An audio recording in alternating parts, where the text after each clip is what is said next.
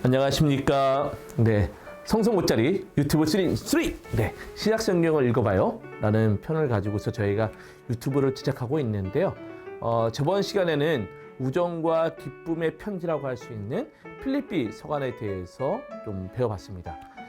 바오로와 필리피 신자들 간의 친구라든지 또 그리스도와의 친교 안에서 이루어지는 그리스도인들의 진정한 기쁨을 잘 다루고 있는 게 필리피 서간이라고 말씀드렸죠.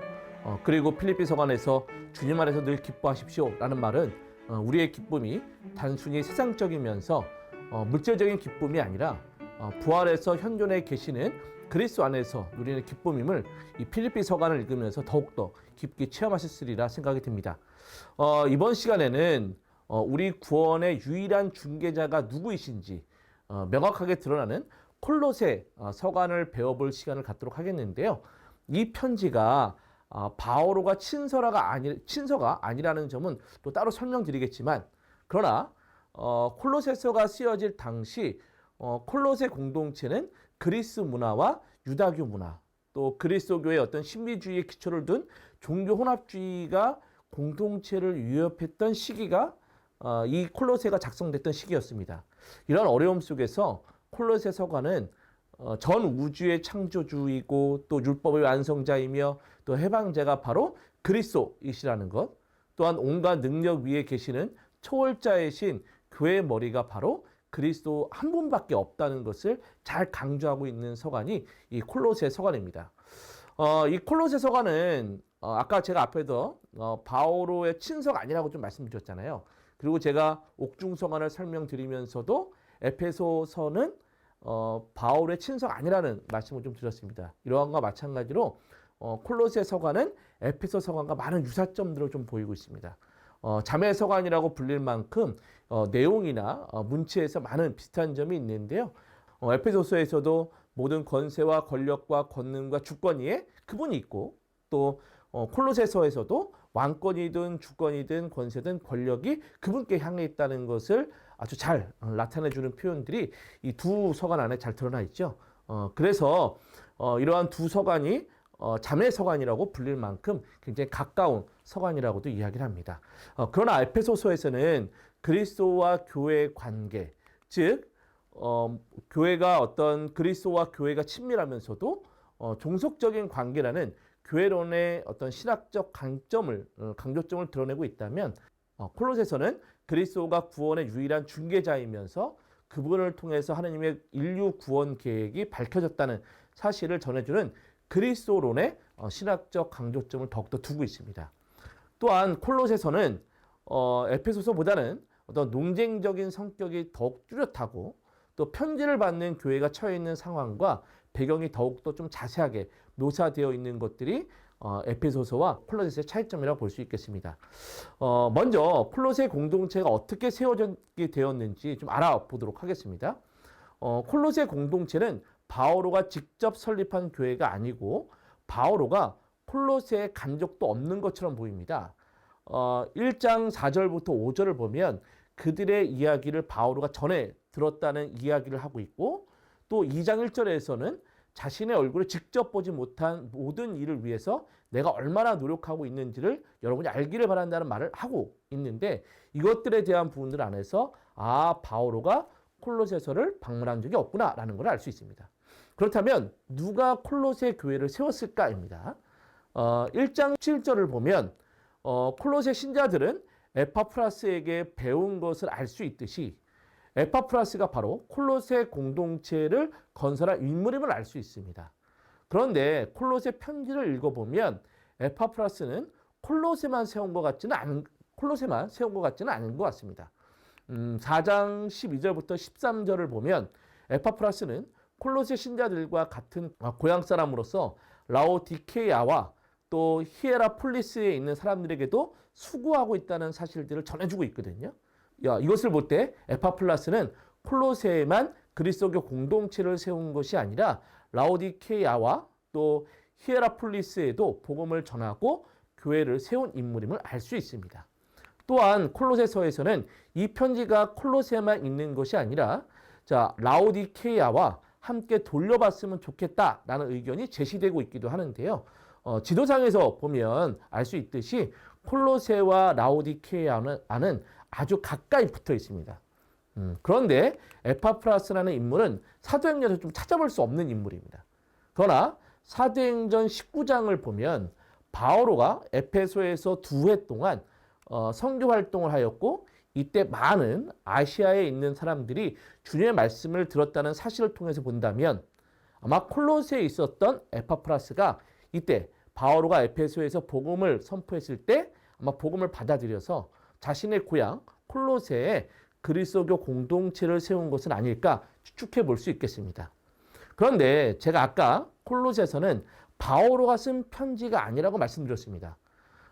콜로세서가 바오로가 직접 쓴 것이냐 또 직접 쓴 것이 아니냐라는 논쟁이 좀 많이 있지만 지금은 바오로가 직접 쓴 것은 아닌 것으로 많은 학자들은 추정합니다. 그 이유는 어떤 용어와 어떤 신학적인 내용들을 그 근거로 삼고 있는데요. 먼저 용어의 근거들을 살펴본다면 첫째로 뭐 의로움이라고 하는 디케이오시네라고 하는 용어가 콜로세서에는 전혀 등장되지 않습니다. 바울의 로마서라든지 칼라티아에서도 알 수 있듯이 바오로에게 믿음으로 의롭게 된다는 문제는 굉장히 중요한 주제였는데도 불구하고 콜로세서에 등장되지 않는다는 것은 바오로가 과연 이 서간을 쓰게 만든 것일까? 라는 의문을 들게 만듭니다. 자, 두 번째로 신학적 근거인데요. 첫 번째로는 에페소서와 같이 그리스도가 세상의 정령들을 물리치고 모든 권세와 권력의 머리이시라는 것을 말합니다.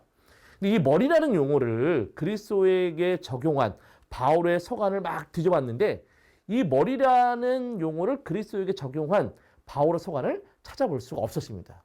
오로지 잘 보시면 에페소서와 콜로세에서만 이 머리, 그리스도 안에서의 머리라는 용어가 자주 등장됩니다. 또한 콜로세서는 교회의 머리라는 용어를 그리스도론적 칭호로도 사용합니다. 이렇게 볼 때 콜로세 서간은 이전의 바울의 서간과는 조금은 차이가 날 수밖에 없다라고 말씀드릴 수 있겠습니다. 그리고 부활에 관한 바울의 생각과 콜로세서는 조금 차이를 보입니다. 세례는 그리스도와 함께 죽는 것으로 제시됩니다. 그런데 부활 사건이 언제 일어나는지에 대한 논거가 로마서와 콜로세서와는 조금 차이를 보입니다. 로마서는 부활 사건을 세상 마지막에 일어날 미래 사건으로 제시하는 반면에 콜로세서는 세례받을 이들의 부활이 이미 이루어진 것처럼 단언합니다. 그러다 보니 콜로세서에서는 임박한 재림에 대한 긴장감이 거의 사라져 있고요. 이러한 모든 것들을 좀 종합해 볼 때 콜로세 서간은 바오로가 직접 썼다기보다는 다른 누군가가 바오로의 이름을 빌려서 쓴 것으로 보이지만 그래도 바오로의 신앙심이 잘 녹아들어 있기 때문에 에페소서와 같이 바오로가 직접 쓴 것은 아니지만 바오로 서간으로 인정합니다. 자, 그렇다면 콜로세서는 어떤 목적을 가지고 글을 썼을까입니다. 도대체 그들에 과연 무슨 일이 일어났던 것일까? 이것을 유추해 볼 수 있는 장면은 4장 12절을 보면 유추해 볼 수 있겠는데요. 콜로세서 4장 12절을 보면 그리스도 예수님의 종인 에파프라스가 여러분에게 인사합니다 라는 대목을 통해서 이 글이 쓰여질 당시 에파프라스가 바오로와 함께 있는 것처럼 느껴집니다. 아마도 에파프라스는 바오로가 감옥에 갇혀 있을 때 바오로를 찾아온 것으로 생각되고 이때 콜로세 공동체 문제점들을 아마 이야기한 것처럼 보입니다. 아마도 공동체의 어떤 신앙이 그릇된 이단의 가르침으로 위협을 받고 있었던 것으로 보입니다. 사람들을 속이는 헛된 철학이라든지 또 유다인들의 축제나 안식일의 문제로 서로 다툰다든지 또 2장 20절부터 21절을 보면 뭐 손대지 마라 또 맛보지 마라 만지지도 마라 하면서 극단적인 금욕주의적 생활들 하는 사람들이 있었다는 것을 좀 유추해 볼 수가 있습니다. 또한 천사 숭배와 환시에 빠져서 하나님과 사람 사이의 중개자로서는 그리스도만으로는 충분하지 않다. 그래서 많은 영적 존재들을 개입시켜야 한다. 또 그들을 예배해야 한다라는 여러 가지 이단을 주장하는 사람들도 있었던 모양입니다. 그러다 보니 천사라든지 또 세상의 정령들이란 말들이 이런 콜로세서 서간 안에서 나오는 것이라고 볼 수 있겠습니다. 이런 여러 이단들과 또 사이비 종교들에 대한 위협을 받고 있었던 교회가 바로 콜로새서 교회였습니다. 사실 콜로새 교회가 자리를 잡은 프리기아 지방은 온갖 마술과 또 신비한 것들에 몰두한 곳으로 알려져 있었습니다. 이곳은 일찍이 앞에 보시면 키벨라 상이라고 보시는 게 보이시죠? 일찍이 키벨라 여신을 숭배하고 있었고 그리스도교 이단이라고 할 수 있는 몬타누스 주의가 성행하고 있었다라고 합니다.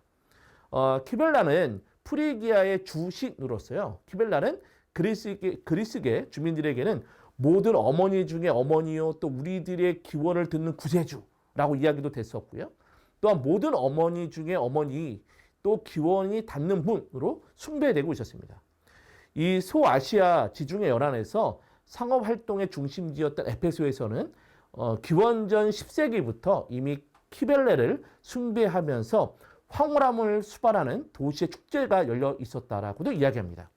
이러한 어떤 키벨레의 종교적 영향이 콜로새의 교회에 영향을 미치면서 아마 초기 몬타누스 주의자들이 생겨난 것으로 보입니다.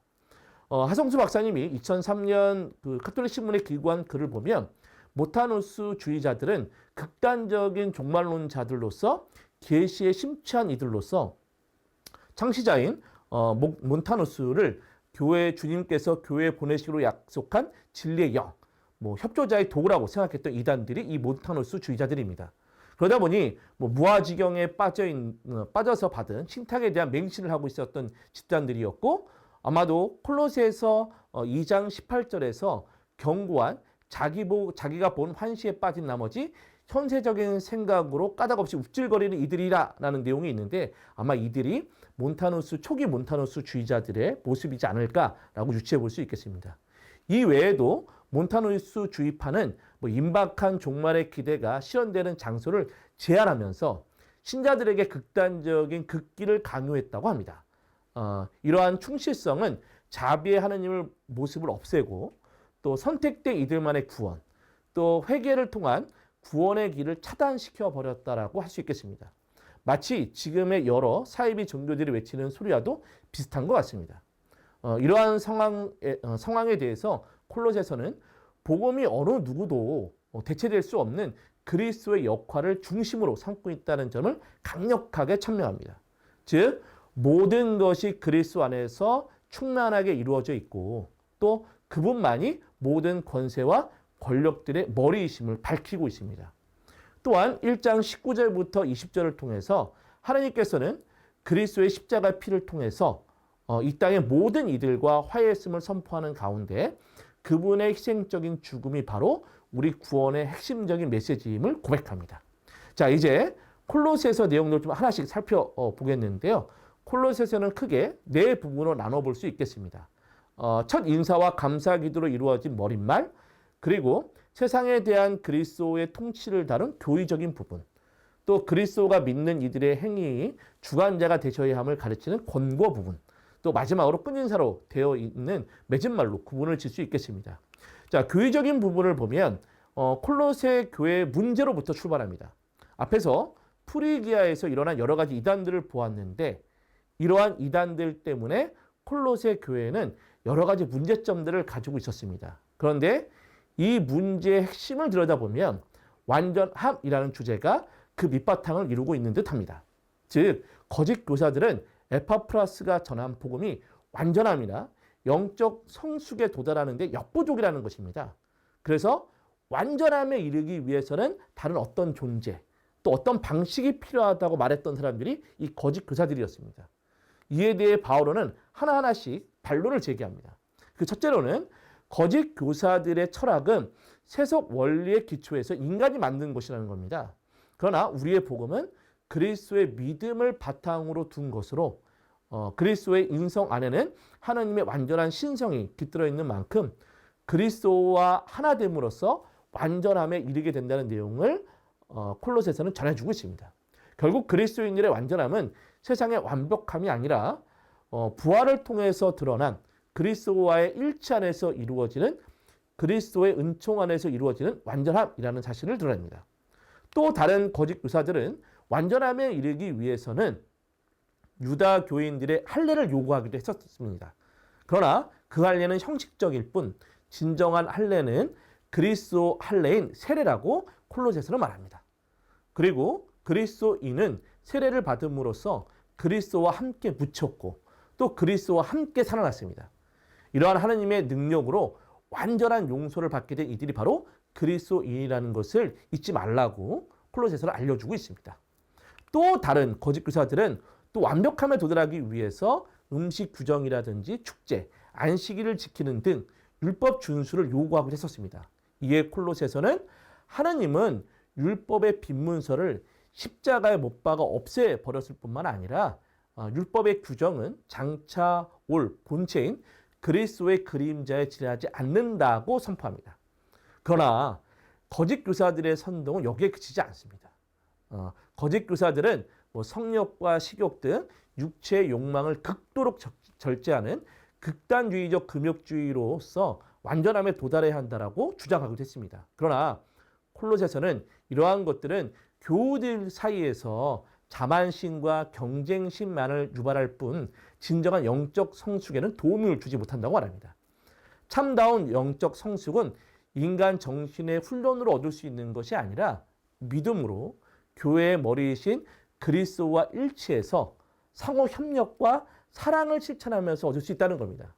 그런데 이런 거짓 교사들의 어떤 교사들의 내용들을 잘 살펴보면 그리스도를 통해 전해지는 구원이 그리스도만으로 완전히 충족되지 못한 듯한 뉘앙스를 풍깁니다.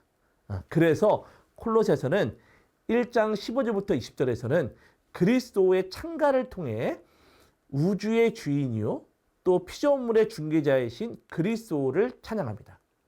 그리스도는 보이지 않는 하나님의 모상이며 또 모든 피조물의 맛일 뿐 아니라 만물은 그분 안에 존속하고 그러므로 어떤 것도 그분의 첫 자리를 대체할 수 없고 어느 것도 그분보다 높을 수 없을 뿐만 아니라 그분과 동등할 수도 없다는 겁니다.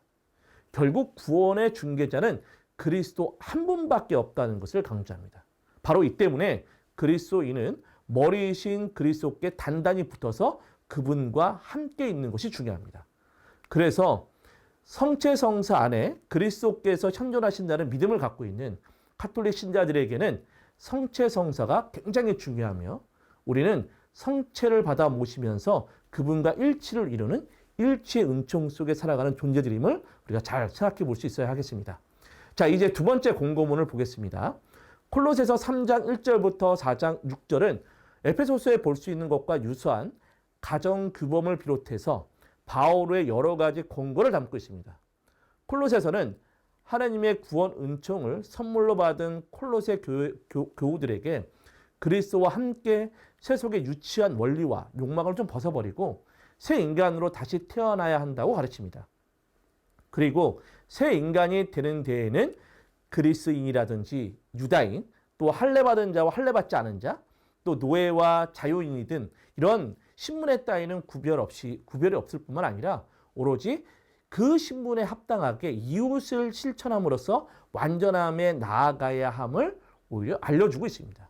즉 그리스도인들의 완전함은 하나님께 선택되고 사랑받은 사람답게 동정과 호의, 겸손과 온유, 또 인내를 입고 서로 용서해 주는 가운데 모든 것 위에 사랑을 입는 것이라고 말해주고 있습니다. 왜냐하면 하나님의 완전함은 완벽함에서 오는 것이 아니라 마테오복음 5장 45절의 말씀처럼 죄인과 의인에게나 해를 떠오르게 해주시고 비를 내려주시는 똑같이 사랑해 주시는 데서 오는 것이기 때문입니다. 우리는 가끔씩 완전함이라는 것을 흠이 없고 또 결점이 없는 것으로 생각할 때가 많습니다. 그러나 하나님의 완전함은 인간의 완벽함이 아니라 사랑에서의 완전함이며 죄인에게도 자비를 베풀어 주시는 사랑의 완전함입니다. 그래서 콜로새서는 모든 것 위에 사랑을 입으라고 말하고 있는 것입니다. 자, 콜로새서는 이러한 사랑을 가지고 가보장제나 노예제도 같은 당대 신학적 틀들을 그대로 수용하면서 이 틀을 뛰어넘는 윤리적 가르침을 제시합니다. 그런데 여기서 중요한 원칙이 있습니다. 바로 무슨 일을 하든지 사람이 아니라 주님을 위해서 하듯이 진심으로 하라는 겁니다. 즉 아내는 남편에게 순종하되 그리스도인으로서 그렇게 해야 하는 것이고 남편도 아내를 사랑하되 그리스도께서 보여주신 순수한 사랑에서 실천해야 하며 또 자녀는 주님을 기쁘게 해드리기 위해서 부모에게 순종하고 부모도 자녀를 자기 소유물로 여기지 않고 즉 하나님의 선물로 받아들여서 그들의 자유를 존중해 주어야 한다는 겁니다. 그러면서 콜로새서는 이 모든 것이 이루어지기 위해서는 기도에 전념해야 한다고 말합니다. 여기서 기도하는 자세에 대해서 콜로새서는 알려주고 있는데 바로 감사하는 마음으로 기도하라는 겁니다. 콜로새서는 다른 서간보다 하나님께 대한 감사에 대한 주제를 풍부하게 내비치고 있습니다. 이 짧은 서간에 감사라는 주제가 6번이나 반복된다는 것은 그만큼 그리스도인의 삶에 굉장히 중요하기 때문에 아마 그런 것은 아닐까 생각해 볼 수 있겠습니다. 또한 미사 안에서도 하나님께 감사가 얼마나 중요한지 감사송을 통해서 드러납니다. 성찬에 들어가기 전에 바치는 감사송의 기도문을 보면 아시겠지만 그리스도인들에게 하나님께 감사함은 참으로 마땅하고 옳은 일일 뿐 아니라 또 그리스도인들의 도리이고 바로 구원의 길이라는 것입니다. 감사가 단순히 해야 할 일을 넘어서서 구원의 길까지 확장되고 있습니다. 그런데 이러한 감사는 바로 그리스도를 통해 우리가 구원받았다는 또 하나님께서 우리에게 거저 주신 구원, 즉 구원의 무상 은총을 깨달을 때 가능합니다. 자, 이제 정리를 해보겠습니다. 콜로새서는 우리들에게 말합니다. 사람을 속이는 헛된 철학이나 사람들의 전통에 마음을 뺏기지 말라고 말합니다. 하나님께서는 그리스도 안에서 충만함을 마련하셨으니 그리스도인들은 세상의 다른 어떤 가르침보다도 오직 그리스도 안에서만이 충만해질 수 있다고 콜로새서는 말합니다. 자, 이처럼 콜로새서는 이단과 사이비 종교가 파니치는 이 세상에 그리스도인들에게 중요한 분이 누구이신지 그리고 그리스도 안에서 어떤 마음을 가지고 살아가야 하는지 명확하게 알려주는 서간이 아닐까라고 생각이 됩니다. 이제 콜로새서를 잘 펼쳐서 읽어보셨으면 좋겠습니다. 이 서간이 전해주는 그리스도 중심의 신앙, 또 그분을 향한 사랑과 감사의 마음이 여러분 안에 가득 찰 수 있을 거라고 생각이 됩니다. 여러분 구독과 좋아요, 알람 설정 부탁드립니다.